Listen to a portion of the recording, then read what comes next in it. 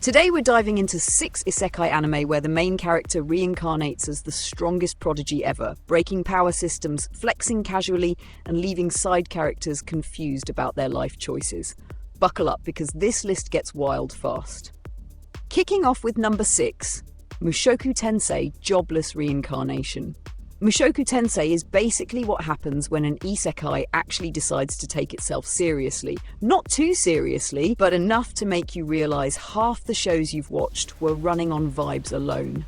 We follow Rudus, a former shut-in whose second chance at life doesn't just give him a clean slate, it gives him the reflexes of a god, the magical talent of a cheat code, and the determination of someone who definitely read the patch notes before entering the world.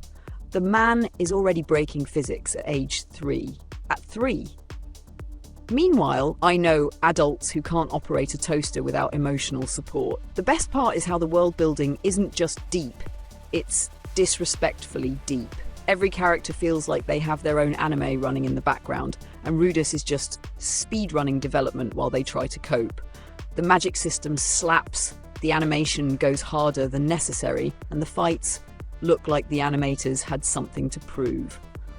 Of course, the show isn't perfect. Rudius sometimes acts like HR needs to sit him down, but the growth, the drama, and the raw talent he displays make him one of the most iconic reincarnated prodigies ever. Trust me, the man's skill curve is illegal. Sliding to number 5, the Eminence in Shadow. The Eminence in Shadow is the anime equivalent of that one kid who lies for fun, but then it turns out every single lie is accidentally true. Sid Kagenu doesn't just want to be strong, he wants to be the cool guy in the shadows, the mastermind pulling invisible strings, the overpowered enigma who casually monologues while enemies explode. And the crazy part? He pulls it off, effortlessly, by accident, while thinking it's all just role-playing. Sid is basically the strongest prodigy who doesn't realise he's the strongest prodigy, which is honestly a comedic masterpiece. His power level is so unfair that villain organizations fold faster than a cheap lawn chair, and every girl within 50 feet immediately develops unexplainable loyalty. The Shadow Garden Squad? Absolute icons. Every one of them is convinced they're part of a world-saving conspiracy, and the worst part? They are. Accidentally. Sid just keeps making things up, and reality bends like, yeah, sure, that's canon now. If Sid's casual world domination didn't scare you, don't worry, the next protagonist upgrades from Prodigy to plot, armor, distributing, Demon Lord candidate. Sliding to number 4, The Rising of the Shield Hero. Now, I know some people still get war flashbacks when they hear Shield Hero, but hear me out. Naofumi's glow-up is one of the hardest in isekai history. My guy gets summoned, framed, robbed, humiliated, kicked into emotional bankruptcy, and still becomes one of the strongest prodigies the world has ever seen. That's not character development, that's a revenge arc in 4K. What makes Naofumi ridiculous is that he doesn't start with an overpowered sword or a flashy elemental nuke. He gets a shield. A shield. In anime terms, that's like being handed a plastic spoon in a war zone, but somehow Naofumi takes the most defensive weapon and turns it into a weapon of mass moral questioning. Every level he gains is another slap in the face to the people who doubted him. Okay, stretch your neck, crack your knuckles, because the next MC doesn't grow strong. He starts strong, evolves stronger, and refuses to chill. Landing on number 3, that time I got reincarnated as a slime. Rimuru Tempest might be the most disrespectfully overpowered reincarnated prodigy ever created. The man dies, respawns as a slime, literally the weakest RPG creature imaginable, and within 10 episodes he's casually absorbing dragons, rewriting nature, and forming a nation like it's a weekend hobby. Being a slime should be a disadvantage, but Rimuru turns it into the most terrifying cheat system since unlimited money glitches. What makes Rimuru so fun isn't just the power, it's the charisma. Half the characters follow him because he's strong, the other half follow him because he gave them basic healthcare, food, and rights. He's like, here's a house, here's a job, here's a kingdom. Oh! Also, I can vaporize armies if anyone touches you. Who wouldn't sign up for that? The action is clean, the diplomacy is surprisingly deep, and the comedy stays undefeated.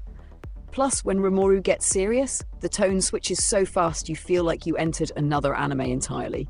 And trust me, number 3, it'll mess with your head in the best way possible.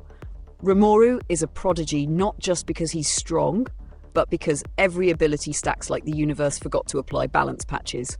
A slime becoming a god should be silly. Instead, it's legendary. Deep breaths, because the next anime asks, what if reincarnation gave you talent, skills, and a job description that literally says professional death dealer?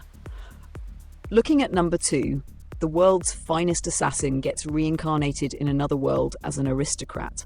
This anime said, what if we reincarnate the world's greatest assassin as a child prodigy in a noble family and give him magic?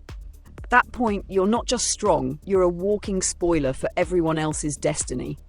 Lug Tuatha isn't just talented, he's the kind of genius that makes teachers reconsider their career choices.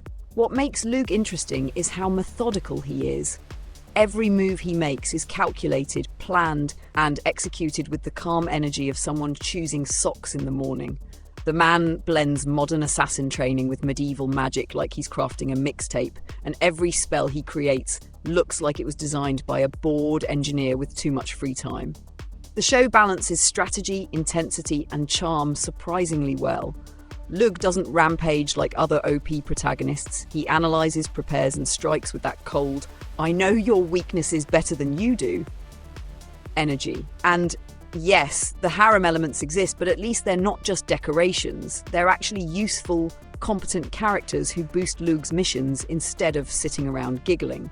The fights are sharp, the drama hits, and the assassination theme gives the Isekai genre a refreshing twist. Lug isn't just a reincarnated prodigy, he's a perfectly engineered problem for anyone standing in his way. We've reached peak Prodigy territory. Brace yourself, because the final entry bends magic systems, school rules, and common sense like cheap cardboard. Finally, at number 1, the Irregular at Magic High School. Tatsuya Shiba is not a prodigy. He's a violation of academic integrity. The man walks into Magic High School and instantly breaks the grading system. They literally have to label him irregular because calling him a student feels inaccurate. This dude has more hidden abilities than some anime have episodes. His magic? Broken. His combat skills? Broken. His emotional expression? Also broken, but in a charmingly robotic way.